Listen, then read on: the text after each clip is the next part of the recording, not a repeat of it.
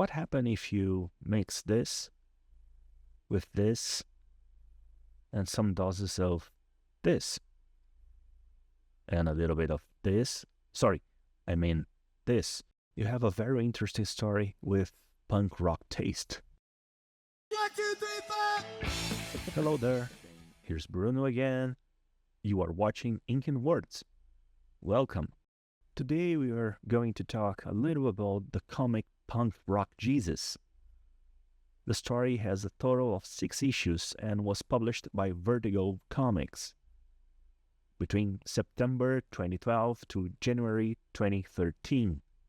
Punk Rock Jesus is a limited series comic book created by Sean Murphy. The comic won the 2012 IGN Award for Best Comic Miniseries. Let's talk about the plot. The year is 2019. An entertainment company named Office. Parenthesis here, Office means serpent in Greek. I have had it with these motherfucking snakes on this motherfucking plane.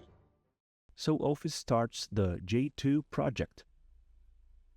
J2 is a plan to resurrect Jesus Christ. Yeah, you heard me right. The old and good Jesus, el Savior Christ. Using the Shroud of Turin, a clone of Jesus Christ is made. The scientists use the DNA in the shroud to make a perfect clone of Jesus. Well, you can argue or refute it. After all, it's science. So the company finds the perfect young virgin to be the mother of the clone, and the perfect soldier to protect him.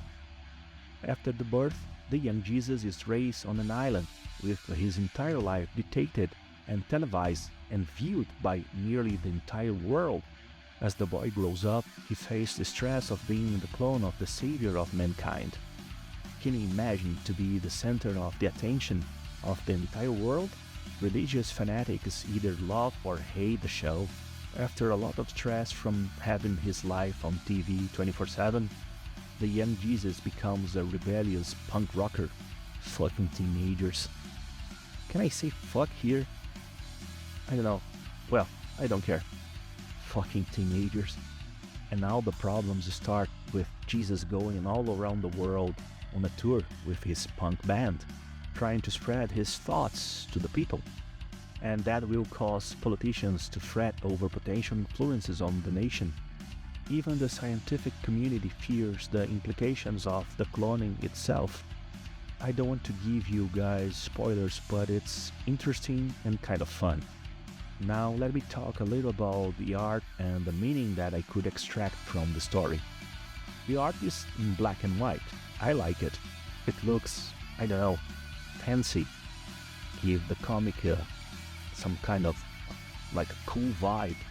And Sean Murphy's art, it's great. It's not his prime, but it's still amazing. You recognize Sean's art at first sight.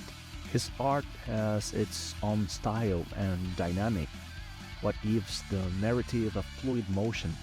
To me, his prime is in his run with Batman in The White Knight. But back to Punk Rock Jesus. We can say that the genre of the comic is a satire and action, and we can see some influences like Garth Ennis. Not just with Preacher, but with lots of Ennis works. You know, that feeling of Daddy doesn't like me, there is no God, God is dead, yada yada yada. Some kind of teenage rebellion against God or any kind of power. Of course, not so explicit as Ennis, but with some ideas of confronting the norms and regulations of society. In the end, it's a very interesting story with good art. And it's always good to read something that you can't relate entirely to you. After all, I don't want to see me in every book, comic or media which I'm consuming. I'm not that narcissistic, but please don't take my words for granted. Go read!